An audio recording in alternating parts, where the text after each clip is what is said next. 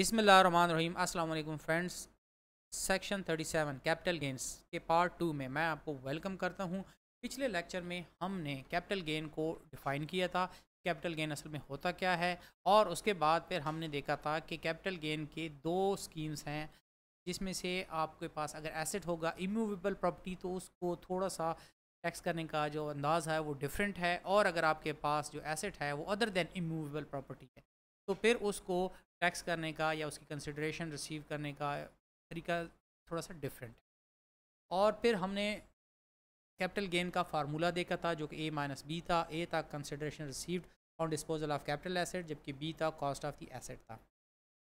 और सेक्शन 3 हमने देखा था कि consideration receive in case of the where the asset is not an immovable property, तो फिर उसकी कंसिडरेशन रिसीव के लिए जो तरीका है, जो मैकेनिज़्म है, वो सब सेक्शन 3 में डिफ़ाइन किया गया है। जबकि सब सेक्शन 3A जो कि डेडिकेटेड है इमूवेबल प्रॉपर्टी के ऊपर जो गेन अराइज होता है वो, और उसमें आपने ये टेबल देखा था कि हम ए की वैल्यू कैसे निकाल सकते हैं। जितना ज़्यादा अरसा रखेंगे उतना ही आपके पास कंसिडरेशन रिसीव्ड का जो पोर्शन है वो कम होता जाएगा। और उसके बाद फिर हमने सब सेक्शन 4 देखा था कि उसमें देखा था कि जो cost of the asset, cost of the asset जो होगा वो कुछ एसेट में उसकी वैल्यू नील ली जाएगी या ज़ीरो ली जाएगी, यानी कि no amount shall be included in the cost of the capital asset. वजह क्या होती है?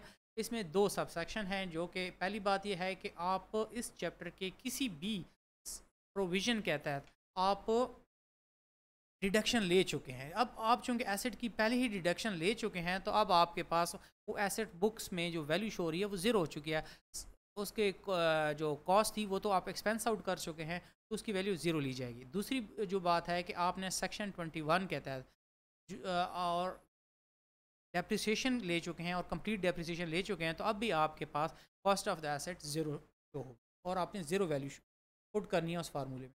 और सब सेक्शन 4A जो कि दरमियान में रह चुका था, हम जब इसको पढ़ रहे थे, कि अगर आपके पास एसेट किसी ख़ास मैकेनिज़्म जो कि नीचे दिए गए हैं, मतलब गिफ्ट के थ्रू या सक्सेशन के थ्रू, इनहेरिटेंस के थ्रू या डिवोल्यूशन के थ्रू या एसोसिएशन ऑफ पर्सन के डिसोल्यूशन के थ्रू या फिर आपके पास कंपनी लिक्विडेट कर गया है, उसकी वजह से आप इस एसेट के मालिक बने हैं, तो आप इन सब केसेस में देखेंगे कि आप एक्चुअली पे कुछ नहीं करते हैं। देखिए, आपको गिफ्ट कोई देता है, एक प्रॉपर्टी उसने आपको गिफ्ट कर दिया, तो आपने कोई पैसे पे किए होते हैं? नहीं किए होते हैं।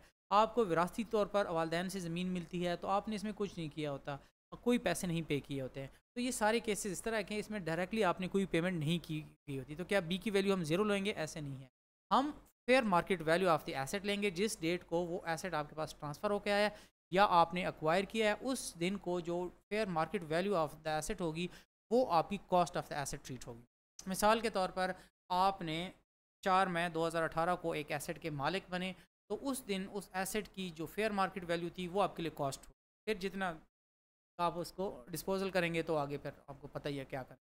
यहाँ आपको एक और बात भी की जा रही है कि देखिए, गिफ्ट एक ऐसा मैकेनिज़्म है जो कि टैक्स में बहुत ज़्यादा मिसयूज़ होता है। बहुत सारे लोग टैक्स से बचने के लिए गिफ्ट डिक्लेयर कर लेते हैं। मिसाल के तौर पर आपने एक प्रॉपर्टी ली है, एक्चुअली आपने उसको पे किया होता है, लेकिन आप किसी तरीके से उसको गिफ्ट अरेंजमेंट बना लेते हैं। लेकिन अगर कमिश्नर है वो सेटिस्फाइड है that such this gift arrangement is part of the tax avoidance scheme, तो फिर क्या होगा? वो सेक्शन 79 के सब सेक्शन 3 के तहत उस एसेट की कॉस्ट डिटरमिन करेगा, ठीक है? और जो रेसिपेंट होगा उसको इतनी कॉस्ट डिटरमिन या उसको कॉन्फ्रंट हो। यहाँ अब हम सब सेक्शन 5 पढ़ेंगे। इसमें यह है कि कैपिटल एसेट से मुराद क्या है, कौन से एसेट्स हैं जो कि कैपिटल एसेट में शामिल हैं और कौन से नहीं हैं। कोई भी प्रॉपर्टी है वो किसी भी काइंड की हो सकती है, और दूसरी बात है कि ज़रूरी नहीं कि वो बिज़नेस के साथ कनेक्टेड हो सकता है कि वो बिज़नेस के साथ कनेक्टेड हो सकता है बिज़नेस के साथ उसको कोई ताल्लुक़ ना हो, लेकिन वो कैपिटल एसेट है तो वो आपके लिए कैपिटल एसेट होगा। लेकिन ये नीचे कुछ ऐसे कैटेगरीज दी गए हैं या कुछ ऐसे एसेट्स दिए गए हैं या कुछ ऐसी चीज़ें दी गई हैं जो आपके कैपिटल एसेट में शामिल नहीं होंगे। अब स्टॉक इन ट्रेड होते हैं, ऐसी चीज़ें होती हैं जिनको आप या तो सेल करते हैं या आपके मैन्युफैक्चरिंग में काम आती हैं, या फिर कंज्यूमेबल स्टोर्स होते हैं जो कि आपके प्रोडक्शंस में इस्तेमाल होना होता है, या रॉ मटेरियल्स होते हैं, ये आपके बिजनेस के पर्पस के लिए होते हैं, ये कैपिटल एसेट्स में नहीं होते। या फिर आपके पास है कोई property with respect to which person is entitled to depreciation deduction under section 22 or amortization deduction under section 24। कोई और प्लांट है, कोई मशीनरी है या कोई और एसेट है जिसके ऊपर आपने या तो सेक्शन 22 के तहत डिडक्शन ले लिए डेप्रिसिएशन की, या 24 सेक्शन 24 के तहत एमोर्टाइजेशन डिडक्शन ले चुके हैं। अब डेफिनेटली आप जैसे ये डिडक्शन ले चुके हैं, आप एक्सपेंस के तौर पर उसका बेनिफिट ले चुके होते हैं। तो अब आपको यहाँ जो है ना वो यानी कि जब आप उसको डिस्पोज करेंगे तो वो असल में आपके कैपिटल एसेट में नहीं शामिल होगा, क्योंकि उसको डिस्पोजल पे हमने पढ़ा था कि जो भी बेनिफिट आएगा वो आपकी इनकम फ्रॉम बिजनेस में जाके ऐड होगा। मिसाल के तौर पर एक मशीन है, आपने इस्तेमाल की, 4 साल के बाद आपने उसे बेची, तो अब रिटर्न डाउन वैल्यू या बुक वैल्यू से जितनी भी ज़्यादा कीमत बनी तो वो जो गेन आएगा वो इनकम फ्रॉम बिजनेस में जाकर ट्रीट होगा, जबकि यहाँ जो हम गेन लेंगे वो अलहदा से इनकम फ्रॉम कैपिटल गेन में आएगा। और यहाँ एक और बात आ जाती है कि अगर आपके पास वो जो मूवेबल प्रॉपर्टी है, इमूवेबल की बात नहीं कर, मूवेबल प्रॉपर्टी है, वो आपके बिजनेस की नहीं है बल्कि आपने अपने पर्सनल यूज़ के लिए या फिर आपकी फैमिली में या आपके डिपेंडेंट्स ने के नाम पे है, उनके लिए है, तो वो आपकी इनकम यानी उसमें से कैपिटल एसेट में नहीं आएगा। आज के लिए इतना काफ़ी है और हमने इसको कंक्लूड करना था। ये पहले पार्ट 1 में भी हमने कुछ पढ़ लिया था और बाकी आज हमने कंप्लीट कर लिया सेक्शन 37 को, जो कि है कैपिटल गेन्स के साथ डील कर रहा।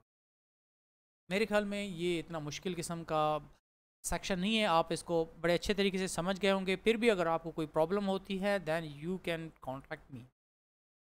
आज के लिए इतना काफ़ी है। अल्लाह हाफ़िज़।